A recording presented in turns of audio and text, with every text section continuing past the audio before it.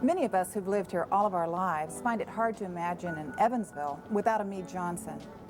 The company was originally founded in New Jersey in 1905. In 1915, company founder Edward Mead Johnson Sr. was looking for a new location for his business, one that was close to the cornstarch he needed for the production of his leading product, was an infant feeding product called dextromaltose. In the spring of 1915, he traveled by train throughout the region, looking for the perfect place for his company, and Evansville was his last stop. Here, the local business leaders brought him to a vacant cotton mill, which was located in a cow pasture on the city's west side. The location had everything he needed: access to corn, the river, coal, and a railroad spur directly into the factory. There was also a skilled and eager workforce. His choice turned out to be a good one because 92 years later, Evansville is still Mead Johnson's home and global headquarters. What has also endured is Mead's legacy as a leader in science-based infant nutrition.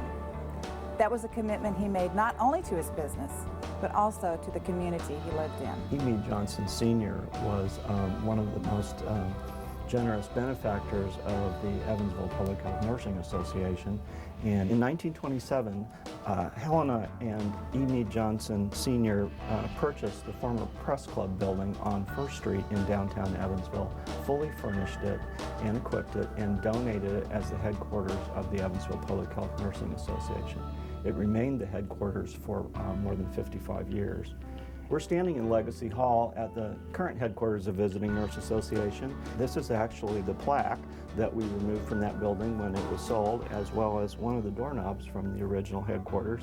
And the plaque states that this tablet is erected in grateful acknowledgement of the voluntary gift of this building, fully equipped by Mr. E. Mead Johnson Sr. to be used in the service of Evansville as a health center for this community. June 1927. As a result of his generosity, Mead was honored in 1927 as the first recipient of the Evansville Rotary Club Civic Award. The club said that the donation of the building would enable hundreds of Evansville babies to get a healthy start in life. That sentiment is still at the heart of the company's vision today. When Haley was born, she weighed 10.9 ounces at birth. She was, at the time, the 5th smallest surviving baby in the world, which was the smallest we had had in our tri-state area. It was very important for me to know that the product that we needed for Haley was easily accessible, since that we did live here, because there's been other things that that we weren't able to get for her because there was no, the product just wasn't being able to be found. Knowing that we lived here in Evansville, Indiana with Mead Johnson in the area, it was very easy to find the proper nutrition supplements that we needed for Haley to survive and thrive, to be here with us today. Our second child was born completely normal. Everything was okay with her, and we still used Mead Johnson products, just regular Infamil with iron. It was an easy choice when it came to deciding what formula we were going to use for Alexis, because we already knew how the products had worked in the past. Even though they were a different type, we still knew that the products were going to be great. We are expecting our third child, and we have full intentions of using Lipo formula or whatever the baby may need to thrive and grow. We've had good experiences in the past, and we just want to keep moving forward.